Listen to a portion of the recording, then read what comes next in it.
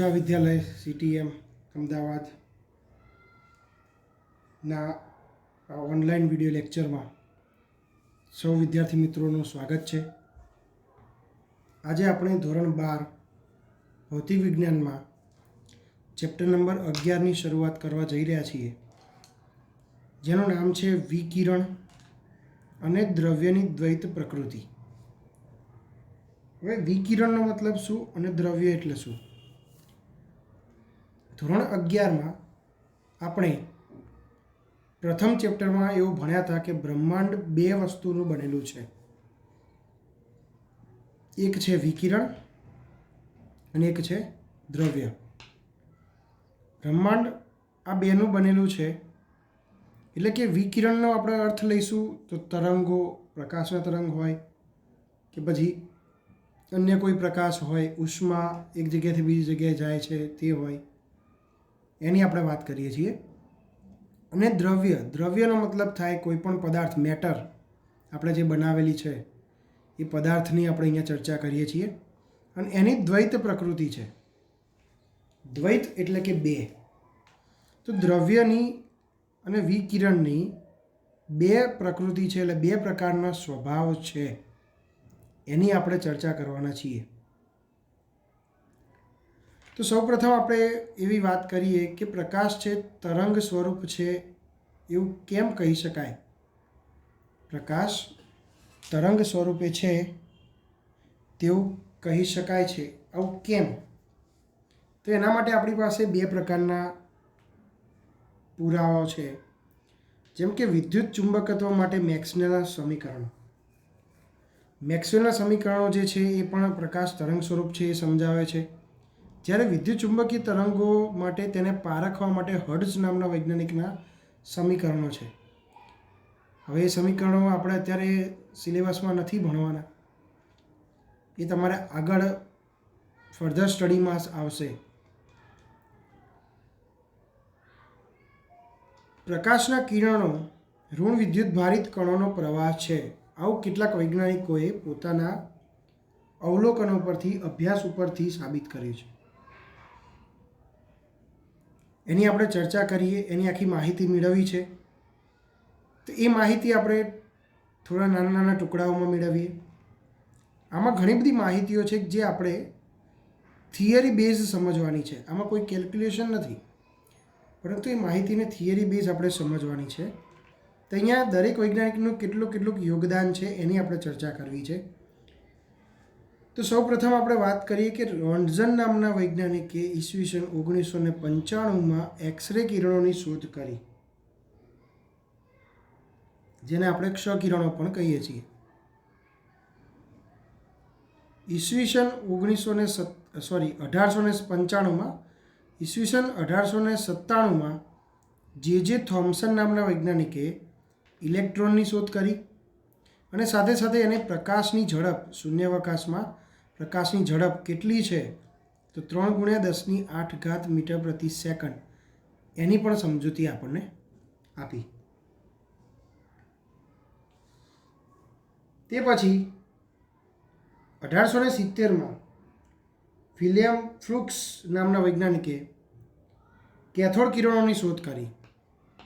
તેને પોતાના પ્રયોગમાં એક ડિસ્ચાર્જ ટ્યુબ લીધી, એ ડિસ્ચાર્જ ટ્યુબમાં વાયુ ભર્યો અને તેના બે છેડે ઇલેક્ટ્રોડ્સ લગાવીને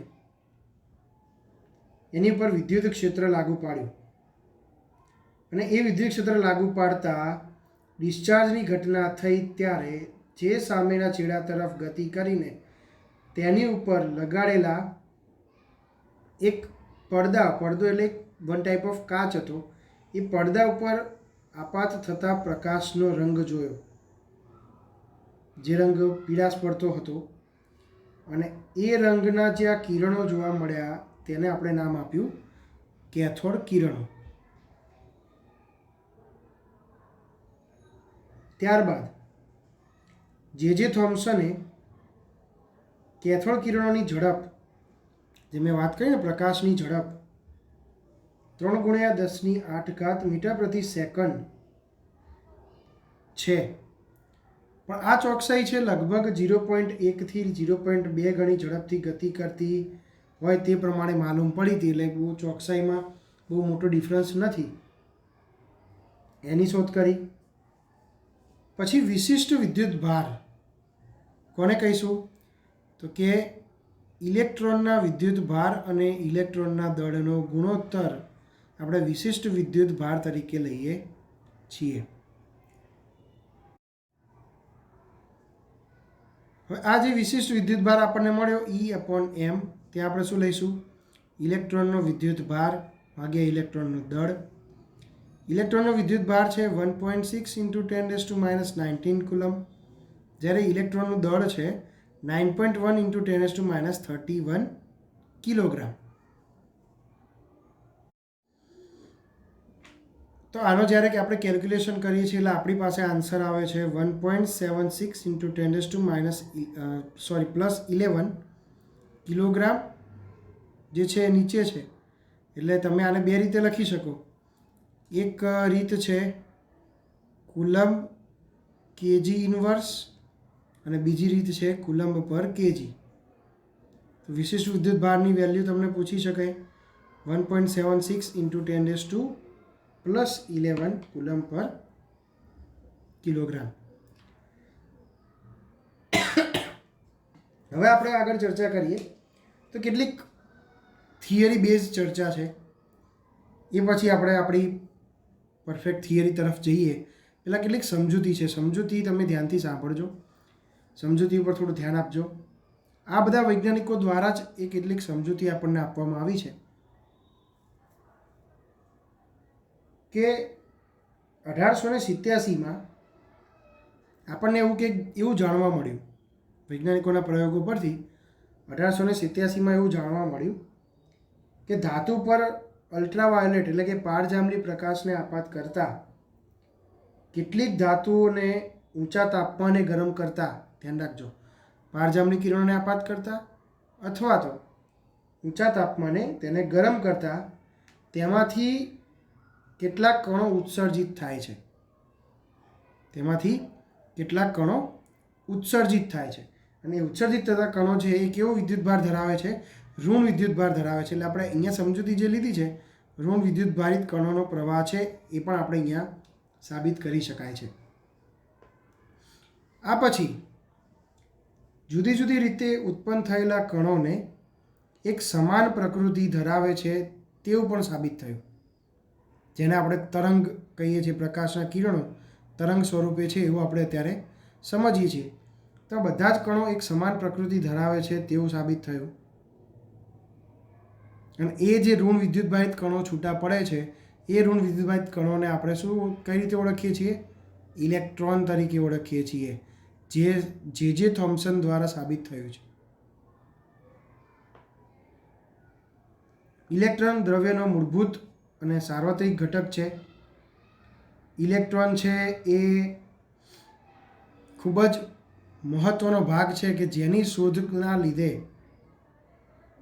જે થોમ્સનને 1906માં નોબેલ પારિતોષિક એનાયત કરવામાં આવ્યું હતું. ત્યારબાદ અમેરિકાના ફિઝિસિસ્ટ R.A. મિલિકન એમને 1913માં તેલના બૂંદ એટલે કે ઓઇલ ડ્રોપના પ્રયોગ પરથી ઇલેક્ટ્રોનનો વિદ્યુત ભાર શોધ્યો. શું શોધ્યું? ઇલેક્ટ્રોનનો વિદ્યુત ભાર શોધ્યો. જે ઇલેક્ટ્રોનનો વિદ્યુત ભાર આપણે લઈએ છીએ 1.6 × 10⁻19 કુલમ. પરંતુ એ ઇલેક્ટ્રોનનો વિદ્યુત ભાર ક્યુ કહો તમે કે પછી ઈ કહો, ઇલેક્ટ્રોનનો વિદ્યુત ભાર આપણને કેટલો મળે છે? તો ઇલેક્ટ્રોનનો વિદ્યુત ભારની એક વેલ્યુ એમને આપી 1.602 × 10⁻19 કુલમ. કુલમ નામના વૈજ્ઞાનિકે આ આપ્યું હતું પહેલાં સૌપ્રથમ. એટલે આપણે કુલમ્બ એકમથી એને ઓળખીએ છીએ. અને સાથે સાથે એવું પણ મિલિકાને કીધું કે આ જે વિદ્યુત ભાર છે 1.602 × 10⁻19 કુલમ એ મૂળભૂત વિદ્યુત ભાર છે. કુદરતમાંથી અન્ય કોઈ વિદ્યુતભાર જો આપણને મળશે તો એ બધા જ વિદ્યુતભાર આના પૂર્ણ ગુણાંકમાં હશે એવું આપણને જોવા મળ્યું. હવે આપણે જે વાત કરીએ છીએ ને કે આપણે એવું જાણ્યું કે અલ્ટ્રાવાયોલેટ પ્રકાશ આપાત કરીએ છીએ, કેટલીક ધાતુને ઊંચા તાપમાને લઈ જઈએ છીએ તો તેમાંથી ઋણ વિદ્યુત ભારિત કણો નીકળે છે જેને આપણે ઇલેક્ટ્રોન કહીએ છીએ. તો હવે આ ઇલેક્ટ્રોનને ઉત્સર્જિત એટલે કે બહાર નીકળવા માટે, ઉત્સર્જિત થવા માટે કેટલીક શરતની જરૂર છે, કેટલાક નિયમોની જરૂર છે. તો એની આપણે ચર્ચા કરવી છે. તો એમાં સૌ પ્રથમ તો શું ધ્યાન રાખીશું કે ધાતુમાં મુક્ત ઇલેક્ટ્રોન હોય છે. ધાતુમાં શું હોય છે? મુક્ત ઇલેક્ટ્રોન હોય છે, જેની આપણે અહીંયા થોડી ચર્ચા કરીએ વિગતવાર. ધાતુમાં મુક્ત ઇલેક્ટ્રોન હોય છે કઈ રીતે? તો કોઈ ધાતુનો ટુકડો છે આપણી પાસે, એને ખૂબ જ સૂક્ષ્મ સ્તરે જોવામાં આવે, ખૂબ જ સૂક્ષ્મ સ્તરે જોવામાં આવે તો એમાં ધન વિદ્યુત ભારિત અને ઋણ વિદ્યુત ભારિત કણો રહેલા છે. ધન વિદ્યુત ભારિત કણોને આપણે પ્રોટોન કહીએ છીએ અને ઋણ વિદ્યુત ભારિત કણો છે જેને આપણે ઇલેક્ટ્રોન કહીએ છીએ. અને આ ઇલેક્ટ્રોન છે એ ધાતુની સપાટીમાં અંદર ધાતુમાં અસ્ત ગતિ કરતા જોવા મળે છે, જેને આપણે મુક્ત ઇલેક્ટ્રોન કહીએ છીએ. અને એ મુક્ત ઇલેક્ટ્રોન આપણને વિદ્યુત પ્રવાહ રચીને આપે છે. વિદ્યુત પ્રવાહ મળવા પાછળ જવાબદાર કોણ? તો મુક્ત ઇલેક્ટ્રોન. ધાતુમાં રહેલા મુક્ત ઇલેક્ટ્રોન એ વિદ્યુત પ્રવાહ માટે જવાબદાર છે. સામાન્ય સ્થિતિમાં જોઈએ તો આ મુક્ત ઇલેક્ટ્રોન ધાતુમાંથી બહાર આવી શકતા નથી. સામાન્ય સ્થિતિમાં ધાતુમાંથી બહાર આવી શકતા નથી. કેમ? તો કે એ કોઈના કોઈ બંધન ઉર્જા સાથે જકડાયેલા છે. તો ધાતુઓનું તાપમાન વધતા ઇલેક્ટ્રોનની દોલિત ગતિ ઉર્જા વધે છે. જ્યારે તેની દોલન ગતિ ઉર્જા વધે તો બંધન ઉર્જા કરતાં વધ્યા પછી, સમજો, બંધન ઉર્જા છે કેટલીક જેના વડે આ જોડાયેલા છે. તાપમાન વધે તો એનું દોલન પણ વધે. જો દોલન ઉર્જા બંધન ઉર્જા કરતાં વધી જાય તો તે ધાતુમાંથી છટકી જાય છે. તે ધાતુમાંથી છટકી જાય છે અને એના કારણે ધાતુમાં ધન વિદ્યુત ભાર એને પ્રાપ્ત થાય છે. ધાતુમાં ધન વિદ્યુત ભાર પ્રાપ્ત થાય છે.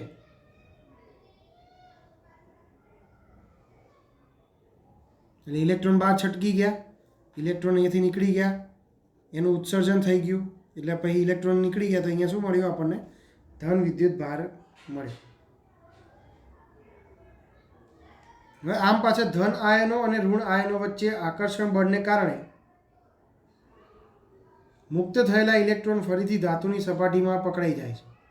ધારો કે અહીંથી બહાર નીકળે, ઉત્સર્જન થાય છે, પછી પાછું શું થાય છે? તો કે ધન વિદ્યુત ભાર અને ઋણ વિદ્યુત ભાર વચ્ચે શું છે?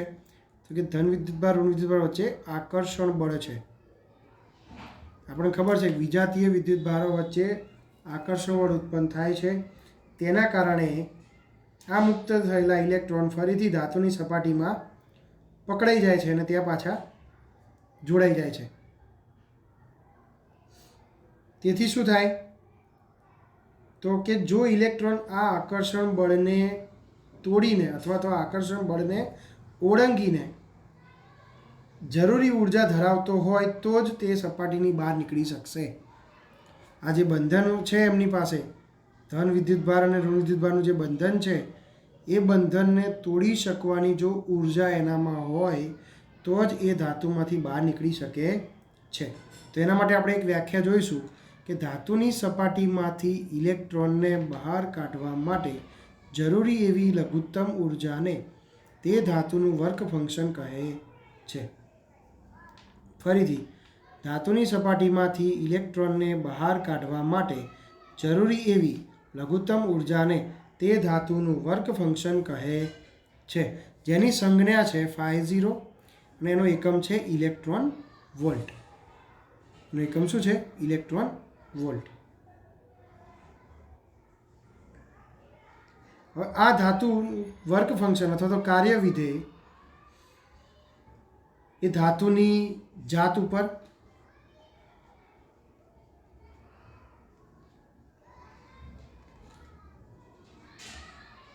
તેની સપાટીનો પ્રકાર,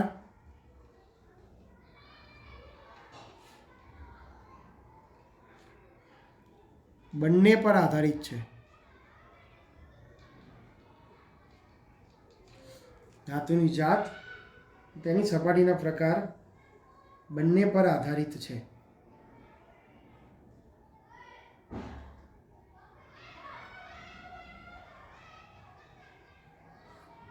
આગળ આપણે વાત કરીએ તો ઇલેક્ટ્રોન વોલ્ટ આપણે એકમ કીધો, તો એ ઇલેક્ટ્રોન વોલ્ટની પણ વ્યાખ્યા કરી શકાય. એક ઇલેક્ટ્રોન વોલ્ટની આપણે વ્યાખ્યા કરવી હોય તો પરમાણવિક અને ન્યુક્લિયર ભૌતિક વિજ્ઞાનના ઉર્જાનો જો એકમ આપણે લેવો હોય તો એ પરમાણુ અને ન્યુક્લિયર કક્ષાએ આપણે એનો એકમ ઇલેક્ટ્રોન વોલ્ટ લઈએ છીએ. તો એક ઇલેક્ટ્રોન વોલ્ટ એટલે શું? તો ઇલેક્ટ્રોનને 1 વોલ્ટના વિદ્યુત સ્થિતિમાનના તફાવત વડે પ્રવેગિત કરવા માટે અથવા પ્રવેગિત કરતા ઇલેક્ટ્રોનને આપણે 1 વોલ્ટ જેટલા વિદ્યુત સ્થિતિમાનના તફાવતે પ્રવેગિત કરીએ છીએ તો એ વખતે એને કેટલી ઉર્જા મેળવી? તો 1 ઇલેક્ટ્રોન વોલ્ટ જેટલી ઉર્જા મેળવી કહેવાય. વ્યાખ્યા સમજો ફરી કે પરમાણવિક કે ન્યુક્લિયર ભૌતિક વિજ્ઞાનના ઉર્જાનો એકમ ઇલેક્ટ્રોન વોલ્ટ છે, બરાબર. ઇલેક્ટ્રોનને 1 વોલ્ટના વિદ્યુત સ્થિતિમાનના તફાવત વડે પ્રવેગિત કરવા માટે તેને મેળવેલી ઉર્જા 1 ઇલેક્ટ્રોન વોલ્ટ જેટલી ઉર્જા કહેવાય. બંનેનો આપણે કેલ્ક્યુલેશન કર્યું છે કે 1 ઇલેક્ટ્રોન વોલ્ટ બરાબર કેટલા જૂલ થાય? તો 1.602 × 10−19 જૂલ થાય.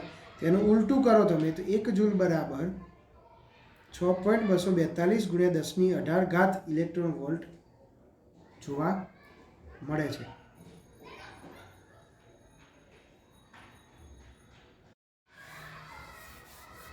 હવે વિદ્યાર્થી મિત્રો, આપણે ચર્ચા તો કરી, ઇલેક્ટ્રોનનું ઉત્સર્જન થાય છે, ઋણવિદ્યુતભારિત કણો આપણને મળે છે. એની આપણે એક શરત પણ જોઈ કે ઓછામાં ઓછી આપણે કોઈ ચોક્કસ લઘુત્તમ ઉર્જા તો આપણે આપવી જ પડશે. તો કઈ રીતે ઇલેક્ટ્રોનનું ઉત્સર્જન કરી શકાય? તો આપણી પાસે ધાતુમાંથી ઇલેક્ટ્રોનનું ઉત્સર્જન મેળવવા માટે કુલ 3 રીત છે. જે રીતની આપણે અત્યારે હાલ થોડી ચર્ચા કરવી છે. પહેલી પ્રક્રિયા જે છે એનું નામ છે તાપીય અથવા તો ઉષ્માજનિત ઉત્સર્જન, થર્મિયોનિક. તાપીય એટલે થર્મિયોનિક. ઉષ્માજનિત ઉત્સર્જનમાં શું છે? તો કોઈ એક ધાતુની ફિલામેન્ટ છે, જે તે ધાતુમાંથી આપણે ઇલેક્ટ્રોન ઉત્સર્જિત કરવા છે તે ધાતુની ફિલામેન્ટ છે. એ ફિલામેન્ટને આપણે યોગ્ય રીતે ગરમ કરવાની છે.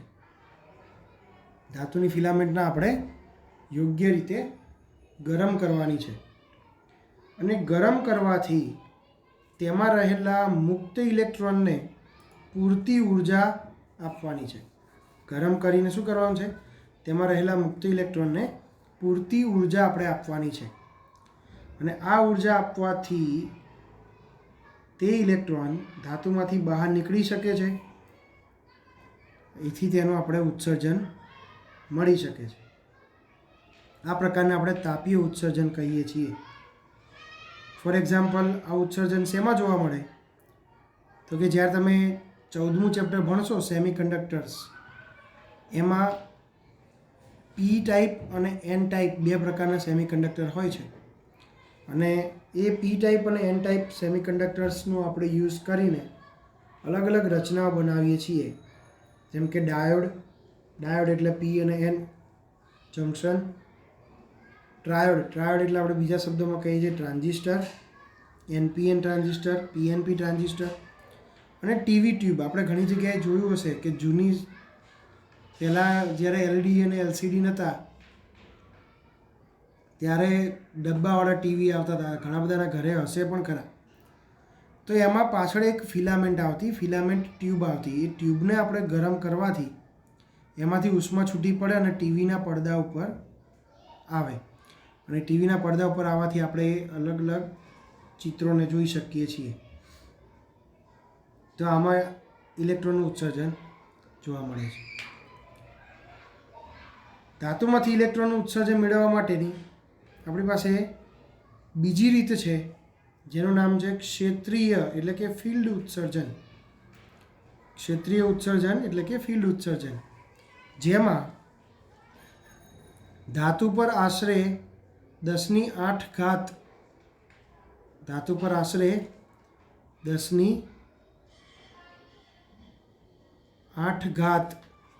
જેટલો વિદ્યુત ક્ષેત્ર, 10⁸ વોલ્ટ પર મીટર જેટલું પ્રબળ વિદ્યુત ક્ષેત્ર જો તમે એને લગાડો છો, તો તે પ્રબળ વિદ્યુત ક્ષેત્રની અસર હેઠળ ધાતુને ઉર્જા મળે છે. એમાં રહેલા મુક્ત ઇલેક્ટ્રોનને ઉર્જા મળે છે અને તમે ઇલેક્ટ્રોનને ધાતુની સપાટીમાંથી બહાર કાઢી શકો છો.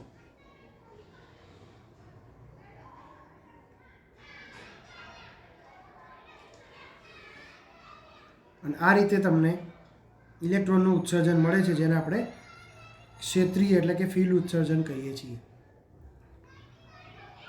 અને સૌથી મોસ્ટ ઇમ્પોર્ટન્ટ ફોટો ઇલેક્ટ્રિક અસર અથવા ફોટો ઇલેક્ટ્રિક ઉત્સર્જન.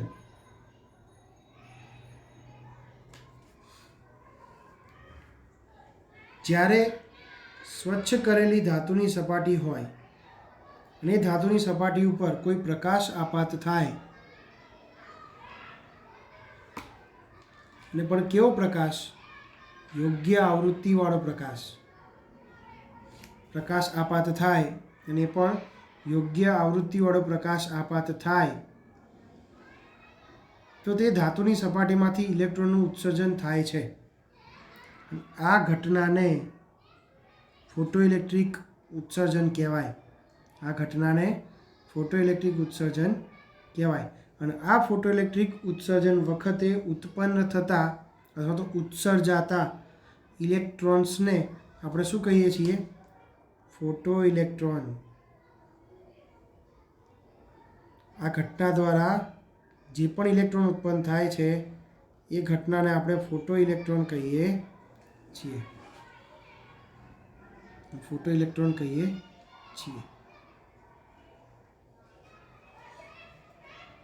તો આને આપણે શું કહીશું? ફોટો ઇલેક્ટ્રિક અસર કહીશું. ફરીથી, જ્યારે સ્વચ્છ કરેલી ધાતુની સપાટી પર પૂરતી ઊંચી આવૃત્તિવાળું વિકિરણ આપાત કરવામાં આવે ત્યારે તેની સપાટી પરથી ઇલેક્ટ્રોનનું ઉત્સર્જન થવાની ઘટનાને ફોટો ઇલેક્ટ્રિક અસર કહે છે. અને આ ફોટો ઇલેક્ટ્રિક અસરની સમજૂતી મેળવવા માટે આપણે 3 વૈજ્ઞાનિકોનો પ્રયોગ જે છે એની ચર્ચા કરવી જરૂરી છે. એ 3 વૈજ્ઞાનિક હતા હર્ટ્ઝ, લિનાર્ડ અને હોલવાસ. 3 વૈજ્ઞાનિક દ્વારા કરેલો જે પ્રયોગો છે એ પ્રયોગની સમજૂતી મેળવવી ખૂબ જ જરૂરી છે. તો એ પ્રયોગની સમજૂતી મેળવવા માટે આપણે એક આકૃતિ દોરવી જોઈશે. પણ એ પહેલાં આપણે ચર્ચા કરીએ હર્ટ્ઝનું અવલોકન શું હતું. હર્ટ્ઝ નામના વૈજ્ઞાનિકે સૌપ્રથમ અવલોકન કર્યું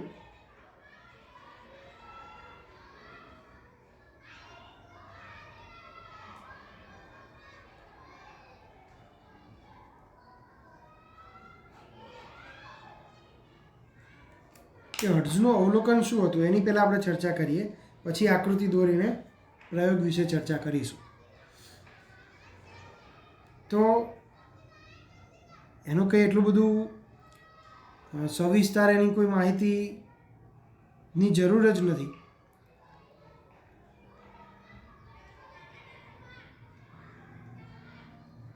સૌપ્રથમ ફોટો ઇલેક્ટ્રિક અસરનું અવલોકન કરનાર જો વૈજ્ઞાનિક હોય તો એ હર્ટ્ઝ હતા. જ્યારે ઉત્સર્જક એટલે કે સોર્સ કેથોડ ને આર્ક લેમ્પના અલ્ટ્રાવાયોલેટ પ્રકાશ વડે પ્રકાશિત કરવામાં આવે, એટલે કે કોઈ આપણી પાસે ધાતુ છે, ધાતુની સપાટી ઉપર તમે અલ્ટ્રાવાયોલેટ પ્રકાશ વિકિરણ આપાત કરો છો ત્યારે ડિસ્ચાર્જ દ્વારા એટલે કે એમાંથી કોઈ સ્પાર્ક દ્વારા, તણખા દ્વારા વિદ્યુત ચુંબકીય તરંગોનું ઉત્સર્જન થાય છે.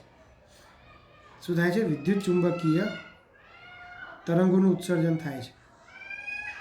અને આ પ્રાયોગિક અવલોકન દરમિયાન હર્ટ્ઝે શું કર્યું તો ડિટેક્ટરની લૂપની આસપાસ ઊંચા વોલ્ટેજના સ્પાર્ક જોવા મળે.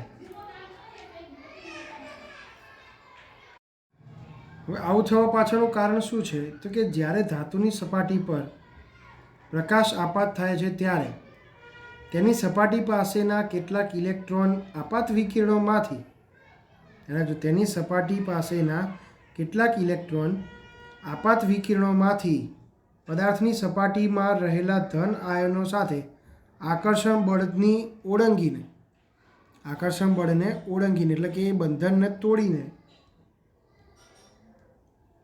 નીકળી શકાય એટલી ઉર્જા મેળવી લે છે.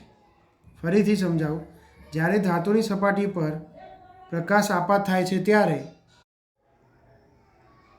ત્યારે તેની સપાટી પાસેના કેટલાક ઇલેક્ટ્રોન આપાત વિકિરણોમાંથી પદાર્થની સપાટીમાં રહેલા ધન આયનોના આકર્ષણ બળને ઓળંગી શકાય તેટલી પૂરતી ઉર્જા મેળવી લે છે. અને એ ઉર્જા મેળવ્યા પછી પ્રકાશમાંથી ઇલેક્ટ્રોન ધાતુની સપાટીમાંથી આસપાસના અવકાશમાં મુક્ત થાય છે. આવું હર્ટ્ઝ નામના વૈજ્ઞાનિકે પોતાના પ્રયોગના અવલોકનમાં જોયું. અને એ અવલોકનનો ઉપયોગ કરીને હોલવાસ અને લિનાર્ડનો જે અવલોકનો છે એ હોલવાસ અને લિનાર્ડના અવલોકનો પરથી આખી ફોટો ઇલેક્ટ્રિક અસરને આપણી સમજૂતી મળશે. એટલે કે સૌપ્રથમ તો હર્ટ્ઝના જે આ અવલોકનો હતા એ અવલોકનોનો ઉપયોગ કોને કર્યો તો હોલવાસ અને લિનાર્ડ એમના પ્રયોગ માટે કર્યો. અને તે પ્રયોગની આપણે સમજૂતી આગળ મેળવીશું.